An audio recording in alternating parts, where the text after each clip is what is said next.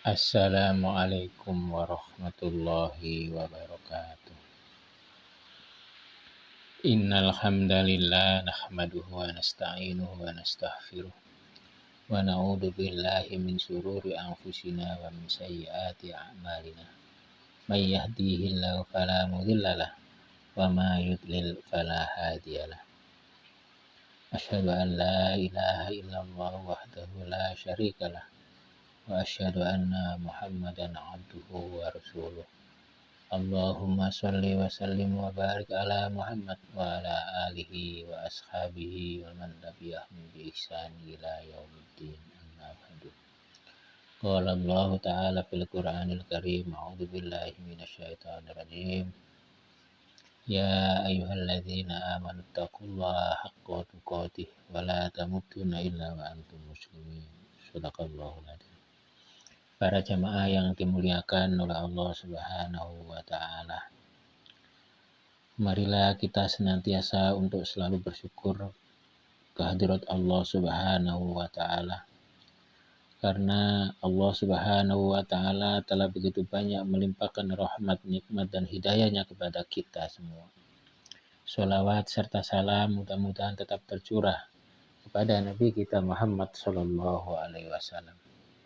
Para jamaah yang dimuliakan oleh Allah Subhanahu wa taala. Hari ini merupakan hari yang ke-14 di bulan Sya'ban.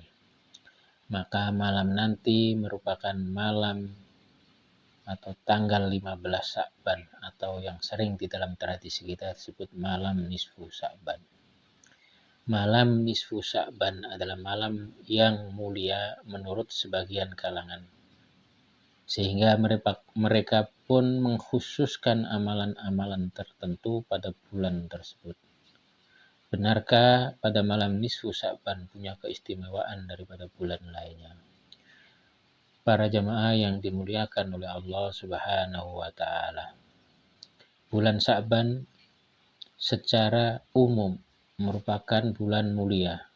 Bulan Sya'ban adalah bulan mulia yang terletak sebelum bulan suci Ramadan. Di antara keistimewaannya, bulan tersebut adalah waktu dinaikkan amalan.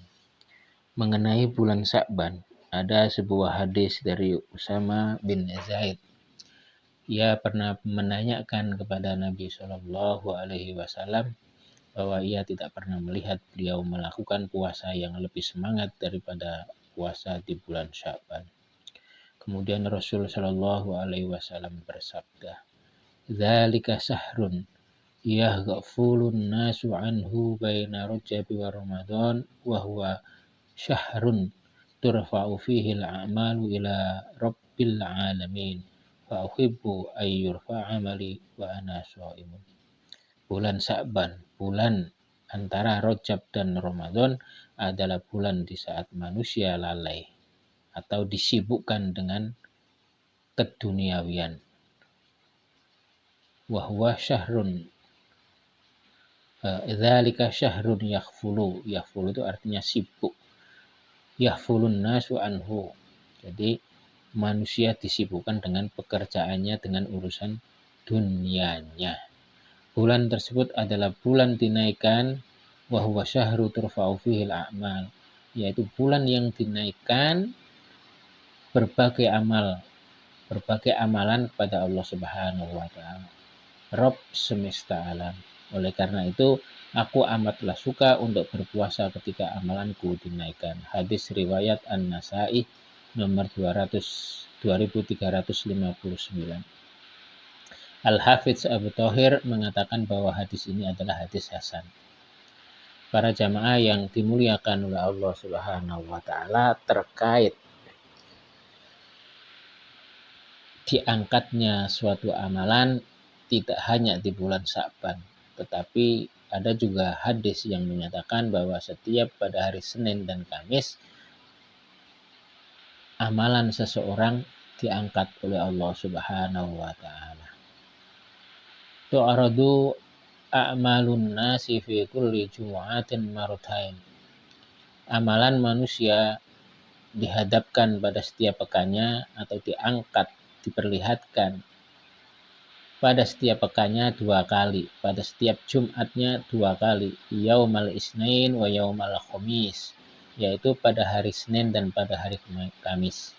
Fayughfaru likulli abdin mu'minin, setiap hamba yang beriman akan diampuni, illa abdan bainahu wa baina akhihi sahna'un, kecuali hamba yang punya permusuhan dengan sesama. Fayuqalu utruku awwirku hadaini hatta yafi'ah. Lalu dikatakan tinggalkan mereka sampai keduanya berdamai. Hadis riwayat Muslim. Para jamaah yang dimuliakan oleh Allah Subhanahu wa taala, banyak berseliweran terutama menjelang malam nisfu Sa'ban ini, banyak berseliweran di medsos-medsos dan lain sebagainya, di media-media beredar terkait dengan hadis-hadis tentang keutamaan nisfu Sa'ban. Di antara hadis-hadis tersebut adalah hadis dari Mu'ad bin Jabal radhiyallahu anhu dari Nabi Shallallahu alaihi wasallam. Beliau bersabda, "Yattali'ullahu ila jami'i khalqihi lailatan nisfi min Sya'bana fayaghfiru li jami'i khalqihi illa li musyrikin aw musyahin." Allah mendatangi seluruh makhluknya pada malam nisfu Sya'ban, dia pun mengampuni seluruh makhluk kecuali orang musyrik dan orang yang bermusuhan. Menurut Al-Munziri dalam kitab At-Targhib, setelah menyebutkan hadis ini, beliau mengatakan bahwa hadis ini dikeluarkan oleh At-Tabrani dalam Al-Awsat dan Ibnu Hibban dalam kitab Sahihnya dan juga oleh Al-Baihaqi. Ibnu Majah pun mengeluarkan hadis dengan lafaz yang sama dari hadis Abu Musa al-Asy'ari. Al-Bazar dan Al-Baihaqi mengeluarkan yang semisal, yaitu hadis yang serupa dari Abu Bakar Asy-Siddiq radhiyallahu anhu dengan sanad yang tidak mengapa. Demikian perkataan Al-Munziri, penulis kitab Tuhfatul Akhwazi, lantas mengatakan pada sanad hadis Abu Musa al-Asy'ari yang dikeluarkan oleh Ibnu Majah terdapat perawi yang bernama Lahi'ah dan ia adalah perawi yang dinilai dhaif. Hadis lainnya lagi adalah hadis Abdullah bin Amr radhiyallahu anhuma. Ia berkata Rasulullah shallallahu alaihi wasallam bersabda, "Yattali'ullahu azza wa jalla ila khalqihi lailatan nisfi min Sya'ban wa yaghfiru li'ibadihi illa snaini musyakhinu wa qatilin nafsih." Allah Azza wa Jalla mendatangi makhluknya pada malam nisfu Sya'ban. Allah mengampuni hamba-hambanya kecuali 2 orang, yaitu orang yang bermusuhan dan orang yang membunuh jiwa. Al-Munziri mengatakan hadis ini dikeluarkan oleh Imam Ahmad dengan sanad yang lain.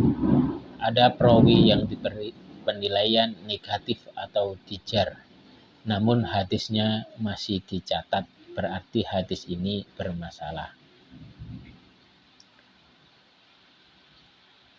Al-Munziri setelah meninjau riwayat-riwayat di atas, beliau mengatakan hadis-hadis tersebut dilihat dari banyak jalannya bisa sebagai hujah bagi orang yang mengklaim bahwa tidak ada satupun hadis sahih yang menerangkan keutamaan malam nisfu Sya'ban.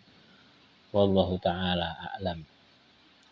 Ibnu Rajab rahimahullah mengatakan hadis yang menjelaskan keutamaan malam nisfu Sya'ban ada beberapa. Para ulama berselisih pendapat mengenai statusnya. Kebanyakan ulama mendoifkan hadis-hadis tersebut. Ibnu Hibban mensahihkan sebagian hadis tersebut dan beliau masukkan dalam kitab sahihnya amalan di malam nisfu Sya'ban.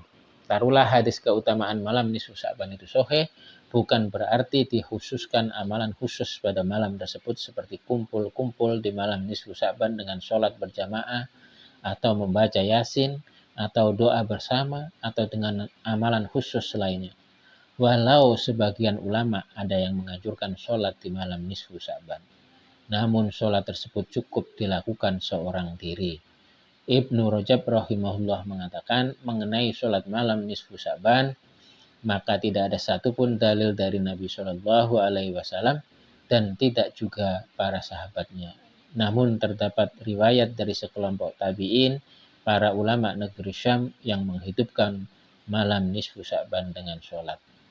Ibnu Taimiyah ketika ditanya mengenai sholat nisfu Sya'ban, beliau rahimahullah menjawab, jika seseorang pada sholat pada malam nisfu Sya'ban sendiri atau di jamaah yang khusus sebagaimana yang dilakukan oleh sebagian salaf, maka itu suatu hal yang baik. Adapun jika dilakukan dengan kumpul-kumpul di masjid untuk melakukan sholat dengan bilangan tertentu seperti berkumpul dengan mengerjakan sholat 1000 rakaat dengan membaca surat Al-Ikhlas terus menerus sebanyak 1000 kali, ini jelas suatu perkara bid'ah yang sama sekali tidak dianjurkan oleh para ulama.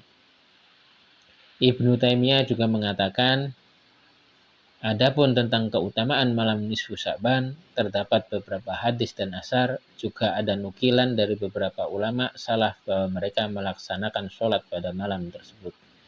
Jika seseorang melakukan sholat seorang diri ketika itu, maka ini telah ada contohnya di masa lalu dari beberapa ulama salaf.